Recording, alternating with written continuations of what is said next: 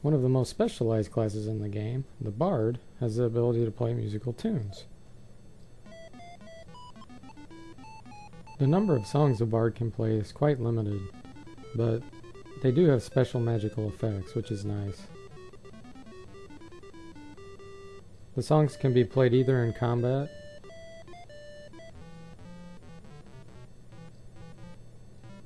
or they can be played while you're just journeying.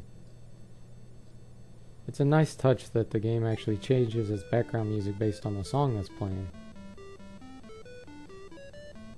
What happens eventually is your Bard will lose his voice, and it took me quite a while to figure out how to replace it. Head over to the local tavern and order yourself a good drink.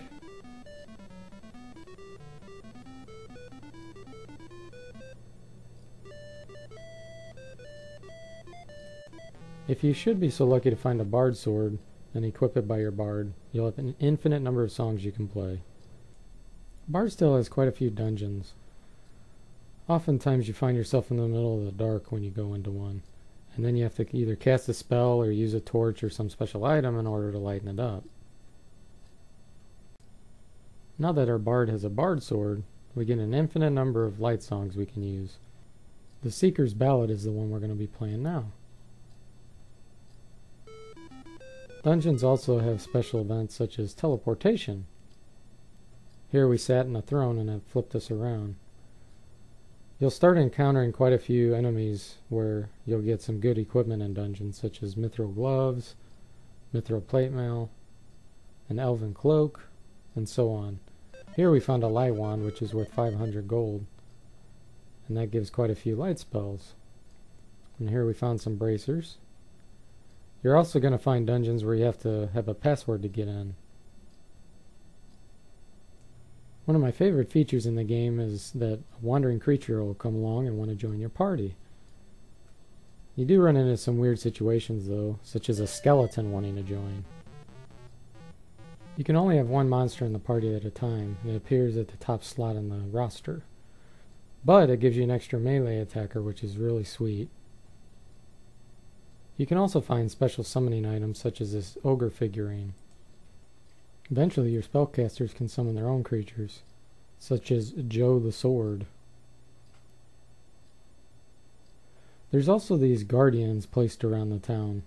They're statues, and as soon as you attack them they come to life. They have samurais, stone giants, ogre lords, golems, and the most ferocious, a gray dragon. There's also some blockages which prevent you from leaving the city and getting to other places, such as into Kylearin's tower. Overall, the Bard's Tale has a lot of charm. The way the characters and monsters are animated in a slight sense, and the way you can go to a tavern to regain your voice by having a beer, really makes you feel involved. It truly does make it feel like you're role-playing as these characters. The combat system and spell system is pretty cool too.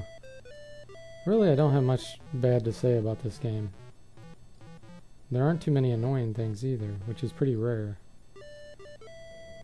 The Bard's Tale is top-notch RPG action. Thanks for watching. See you next time.